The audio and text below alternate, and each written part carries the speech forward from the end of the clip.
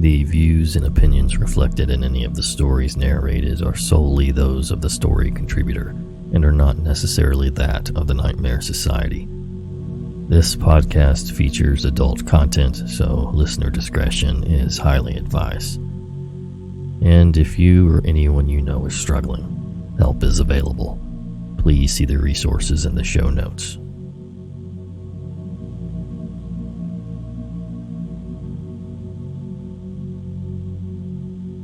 Hello again, Nightmare Society. Just a little heads up. This will be the last episode for the next few weeks. I'm going to take some time off and do some holidays with family. If you are on our online campfire at patreon.com/Nightmare Society, I will be putting out an episode on there. And if you're not, feel free to go back and listen through some of our catalog. There is a limited amount of episodes on the podcast apps, but we do have our entire catalog all the way back to episode number 1 on our YouTube channel. Links to the online campfire as well as the YouTube channel and all that is in the episode notes. Thank you. Now, get comfy and prepare yourself for another episode of The Nightmare Society.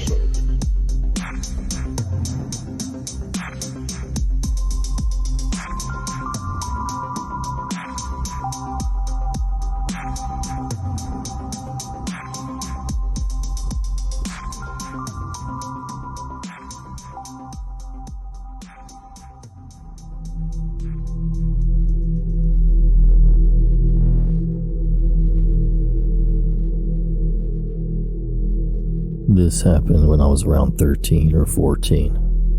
This was at my father's house. The back of the house has the entrances to his garage and an unfinished basement. Questionable wooden stairs lead up to the main level of the house. The door separating them has a window and looks down the hallway that has mine and my siblings' bedrooms. This particular night, I woke up at about 1:30 or 2 a.m. for what I guessed was no reason. It's not unusual, so I just shut my eyes and tried to go back to sleep. While I was lying there, I heard some footsteps on those awful wooden stairs. At this point, I sat up, wide-eyed and terrified. Then I heard the doorknob jiggle. Adrenaline was rushing so much and I didn't know what to do. I didn't have anything to use for protection in my room, and to get a kitchen knife I had to walk out of my room, right into the sight of whoever was trying to get in. Luckily, the basement door was locked. My stepmom had recently encountered a teenager with some mental problems trying to get into our basement through the sliding door. This kid lived in our neighborhood and caused lots of complaints from neighbors for various reasons. After that, she made us lock all the doors any time of the day. After the doorknob went silent, I heard footsteps going back downstairs, and I decided to run into the living room, which has windows facing the backyard, so I could see who it was. I couldn't see anything. I went to the kitchen, grabbed a knife, and sat there looking out the window until the sun came up. I never told my parents about it, which in hindsight I should have immediately woken them up and called the cops. But I was dead set on not wanting to see who was trying to get in, or letting him know I was there.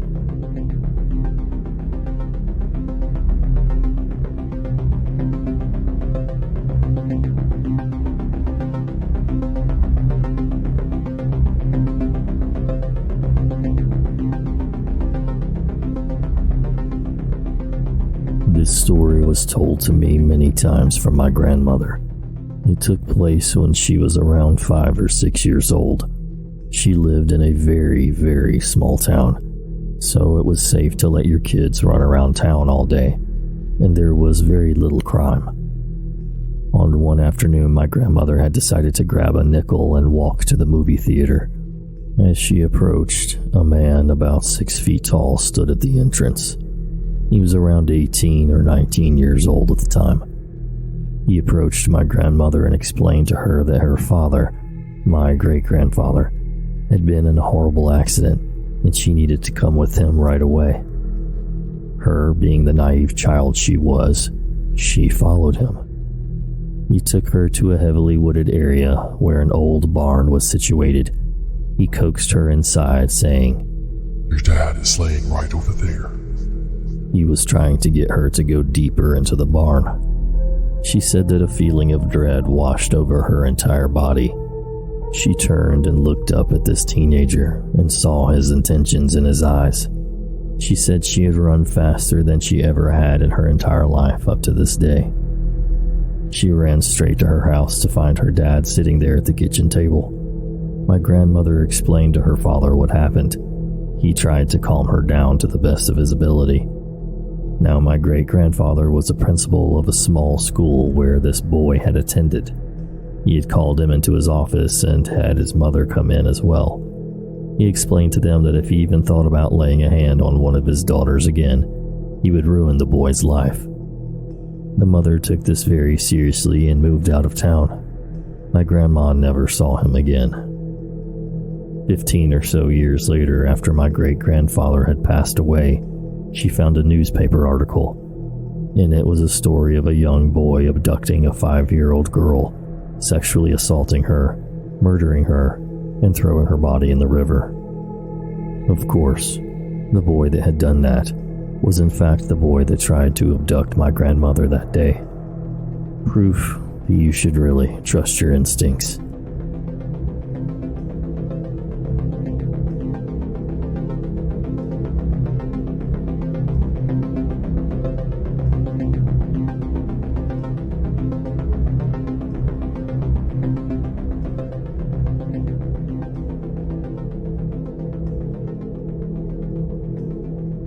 I met Sean while working at a local car dealership. We were both new and spent a lot of time learning the ropes together. He seemed like a nice guy. He had 2 kids, came from a good family. I spent quite a few hours alone with this guy, delivering cars, taking lunch breaks, having drinks after work. I even brought him to my house to hang out, never knowing that in just a few weeks, he would slaughter his whole family. I honestly would have never seen it coming. Thinking about all the time I spent with him makes me question my ability to judge someone's character. Kyle here, for those of you who aren't familiar with Sean Bentler. He murdered his family, his mother, his father, and 3 sisters, Mike and Sandra, and the daughters, Sheena, Shelby, and Shane, of Bonaparte, Iowa. According to Medium.com, Sean was an average student. He didn't get into trouble except for one incident where he started bullying a friend in high school and bragging about how rich he was. The friend got sick of it and they fought, and both were suspended. After high school, Sean enrolled in a community college but dropped out before his first semester was over. He worked jobs at Lowe's and Home Depot. Both ended because of his poor attendance. He once told one of his bosses that his father suffered a heart attack and died to get out of work. During this time, he had 2 children with 2 different women. To try and help his son, his father, Mike, gave him an opportunity to work for him at his business, building houses. Mike owned a successful lumber yard and a grain elevator, allowing him to provide a comfortable life for his wife and children.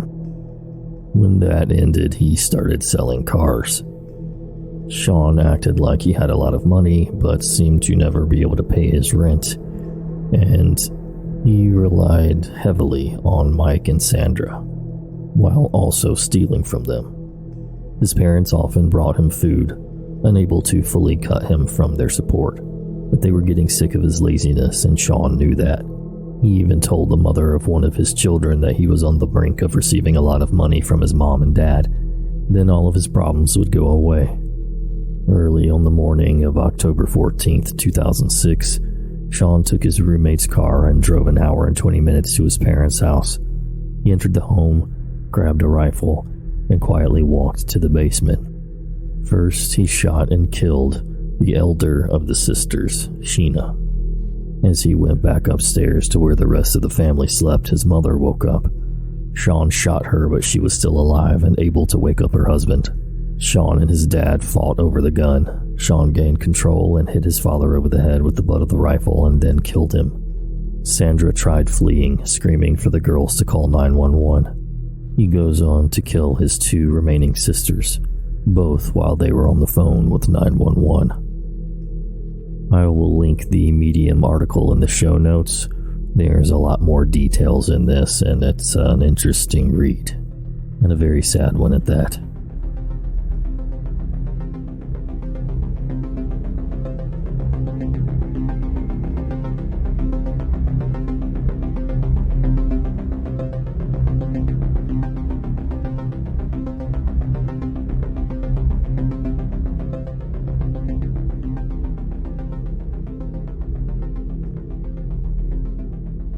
I live in what is considered a rural Australian area, but it's not really.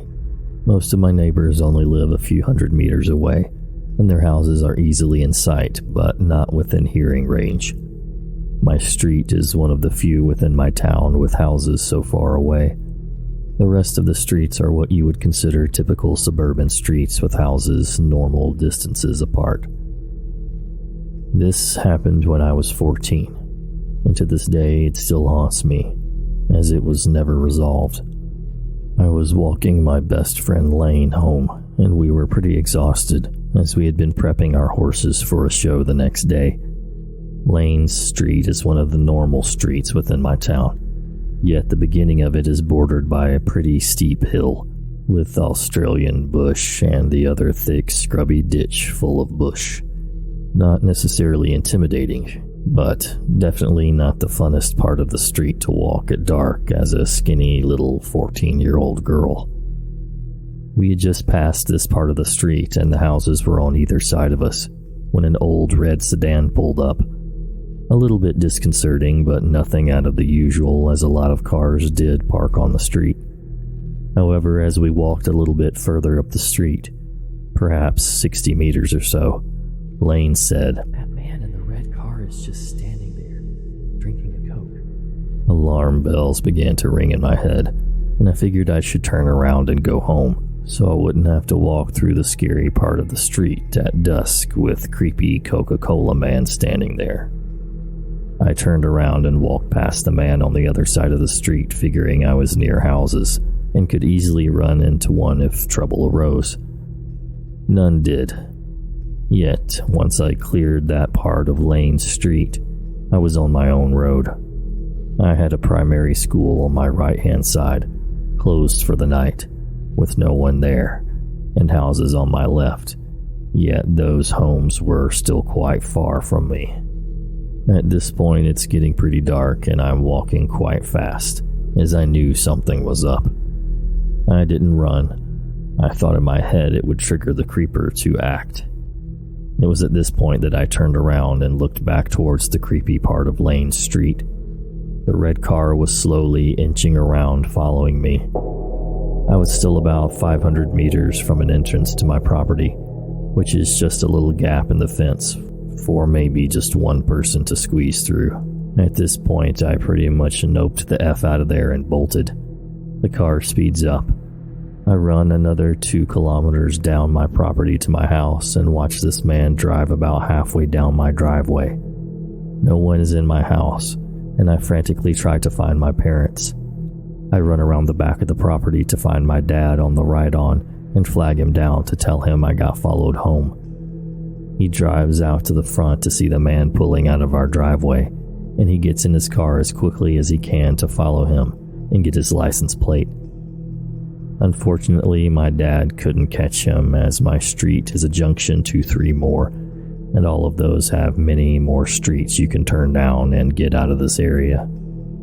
I did end up reporting this to the police, and several other attempted abductions did occur in the area, yet none were successful. 2 years later, about 110 kilometers north of here, a girl was abducted and murdered, with a suspicious red car involved, and a man fitting the description of the same one that followed me. This man is still at large, but thank goodness in 5 days I moved 1,300 kilometers south.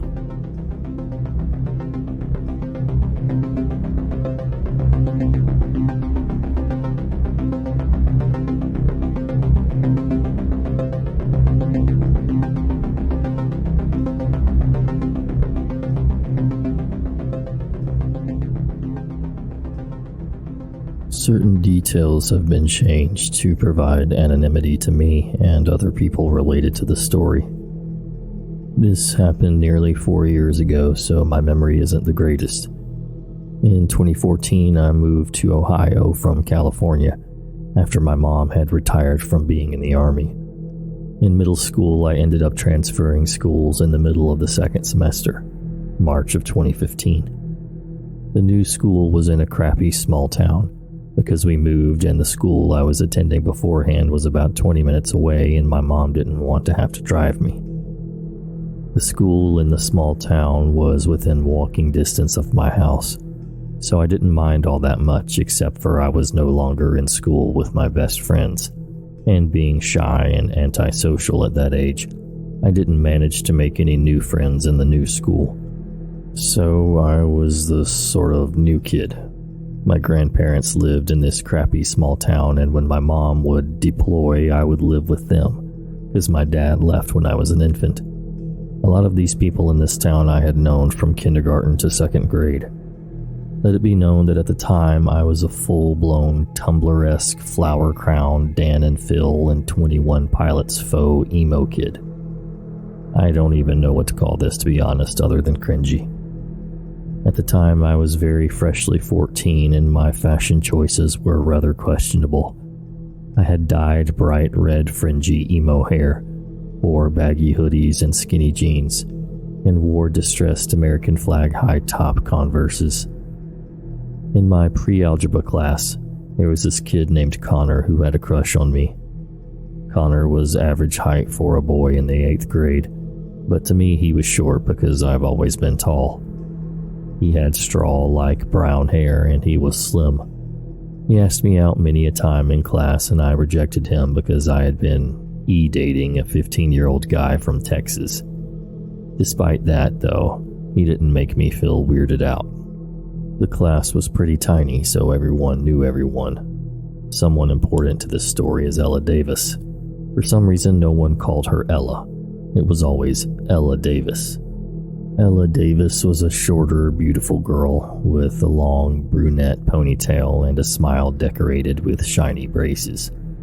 She was one of the more affluent families. Affluent in quotations just meant middle class, upper class, because not everyone in the town was poor or lower middle class. Ella Davis, being so beautiful, affluent, and popular, was genuinely nice to everyone she met, including me, the shy, lanky emo kid. No one had any reason to dislike Ella Davis, and no one did. She was a textbook girl next door. One thing I remember so vividly about Connor was that one day before pre-algebra, he had complimented my distressed American flag high tops. Nothing unusual, so I said thanks. He started taking off his beat-up gray shoes and pleaded to trade with him. I expected him to seem like he was joking, even just a little bit, but he wasn't. He looked pretty serious about it. I shrugged it off and was like, dude, no, I like my shoes.